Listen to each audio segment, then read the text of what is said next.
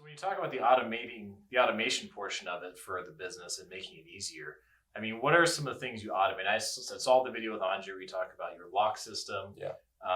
the cleaning system. I mean, but even like the booking. I mean, you can. I mean, it sounds like you have this thing about as automated as it could possibly be. I wish I could do more. I wish I could just like Roomba, like go do what you do. So the lock. I didn't mention the name of it, and I know Andre got a lot of questions. But there's a piece of software called Arboy, and if you have a home hub and a lock that is wireless, it will go online, go to Airbnb or VRBO or whatever site you're using, pull the person's phone number and program their last phone number in, and then remove that from the lock. That way they can't enter the house at a later point or come in too early. Jeez. So that's how the lock is automated. The cleaning is really simple. You can make people kind of a co-host or an assistant. Right. They can access your account. Mm-hmm. So I can give the cleaning people access to that. They can see what's going on. Mm-hmm. They know when people are booked, when they're not booked. They clean it accordingly. And they know what hours people are going to be checking in. So that's pretty simple to automate.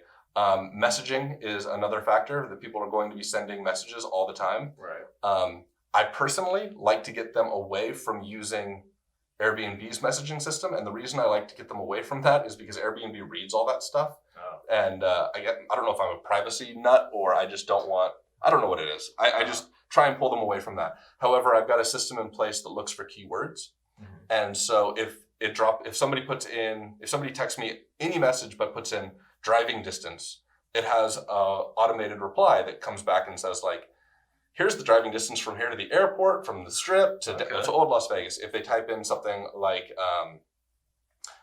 battery or remote, mm-hmm. It has some responses around that because there's a little battery charging station so they can charge the batteries for everything in the place.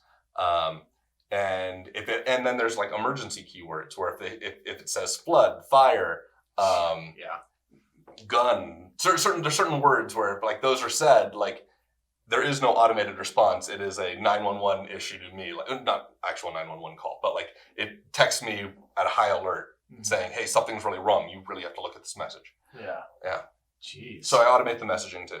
Okay. Then how did you even find like the cleaning company? Because I've seen these services like Turnover B&B and some of these other ones that will get quotes and stuff for your cleaning company. Yeah. So I've struggled. Like I had a really hard time with that, and that's hard because there's a human element there. Right. So I have hired a couple of people off of a website called care.com. Okay. Which is simply like a listing site where you pay a little fee for them brokering, putting the two people together. All right. But generally, I just find a person and I'm very straightforward with them about everything. I just want transparency to be there. I say like, here's exactly what I charge in the cleaning fee. I'll give you 100% of that. I'm not making a profit off of that. Yeah. That's 100% yours. This is my expectation on exactly what you do. And in the same way that you kind of create a plan of success for the guest, you can kind of also create a plan of success for the cleaning person. You can say like, hey, if you arrive at this time, it takes this long to do this long to do this. Right. And this order of operation and getting this stuff done is by far the most efficient. If you want to do something else, knock yourself out, but I'm trying to set you up for your own win. Yeah, using these logistics. Yes. You have this much slack time. Yes. To get this is going to make this happen for you. And I'll go over like, here's the worst stuff that can happen. People could destroy this, and here's the situations where it's absolutely appropriate to call me and stuff like that. Even say even just automating just the process in the beginning when they book the whole thing. I mean, keeping in the calendar, sending them messages. I mean, all that can be done through Airbnb's website. Yeah, so Airbnb has their own calendar system in place, which can automatically sync to your own calendar. Okay. So in the same way that like Google Calendar kind of syncs out, and other rental companies like VRBO and competing short-term rental companies offer similar calendar systems. Right. So you can list your property on multiple places and then use the calendar system to basically block the other one. So if somebody were to book on VRBO, which I don't list on, but whatever, somebody were to list on that and Airbnb and a person books, you can have it set up to automate So you can unlist the property on the other place so that you don't get double bookings for the same day. Jeez. Which I hear is a huge problem when people they're desperate to get bookings, and then there's a busy day that they're not anticipating, and 4 people book because there's 4 different websites that it's on, and now you're screwed. So you have to make sure it's set up all correctly. Yeah. And if they cancel that booking, it'll just list itself again on. Yes. Jeez. Yeah. If you set up like automated bookings, which is better, you can set it up so that you have to approve every single booking that comes through, but you're just making a harder workload for yourself. Right. You still have to manually do it all. Yeah. So then I mean, so really, if you can automate the cleaning, the booking process, messaging, security, there's a security camera system that's in place that is not, you're not allowed legally, again, check out his other channel for the legal stuff, but you're not allowed legally to put cameras inside of the unit, which I wouldn't want to do anyways because it's creepy. But there's plenty of cameras on the outside of the unit, and the camera systems now, the automation on camera systems are incredible, where you're not sitting there scanning for hours and hours and hours. It'll bring up, here's the moments that there was action happening. It can identify people, and it saved my butt several times with people. Like there was somebody that's like, oh, I left this really expensive piece of luggage at your place, and I pull up the camera system, and there they are leaving with that expensive piece of luggage. And it's like, well, I think you might have maybe left it in the cab. You didn't leave it with me. Here's you leaving with it. That stuff really ends up mattering. Jeez. Mattering, not a word.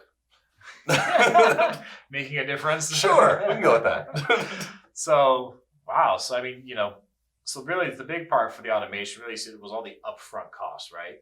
Because you had to put in a whole bunch to get, I don't know if to say a whole bunch, but you had to put in a significant portion in the beginning to get everything ready. And then once it's all ready, then you're off and running with automation. Yeah. So I come from a performance background. I come from being a magician, right? And the big secret in magic, to reveal magic as a whole, is that we're willing to do more work to fool you than you'd ever think anybody would be willing to do. And that seems to be like the secret in life, where if you're willing to put in more time, more effort than anybody else would ever think you'd be willing to do, success is inevitable. Yeah. And I feel like the people that struggle with this type of stuff think, I'm going to do is the minimum possible to have the same results as somebody else. Right. And if Jordan was incredible, not because he put in the minimum to be Jordan, is because he put in way more than anybody thought he'd be willing to do. Yeah. And so I put in all that work up front, and it's really not the cost. The cost is minimal compared to the effort in researching and planning and strategy. It's a 400 square foot garage that it was converted, and I created 4 or 5 virtual walkthrough layouts of that with different plumbing and all kinds of different ways of making that work, knowing that there's only one way it could work. So I've got to scrap all the there's a lot of effort that goes in that is going to be wasted. Figuring out how to automate a lock system seems like not a big deal. It isn't now for me, but to get there, it's a huge process to figure that out. So it's a lot of it is the upstairs stuff. And if you need help with that, you can reach out to me. I have no idea where you're going to reach out to me, but you can find me. He can find me. It'll be linked down below. There you go. He knows how to find me, so you can find me.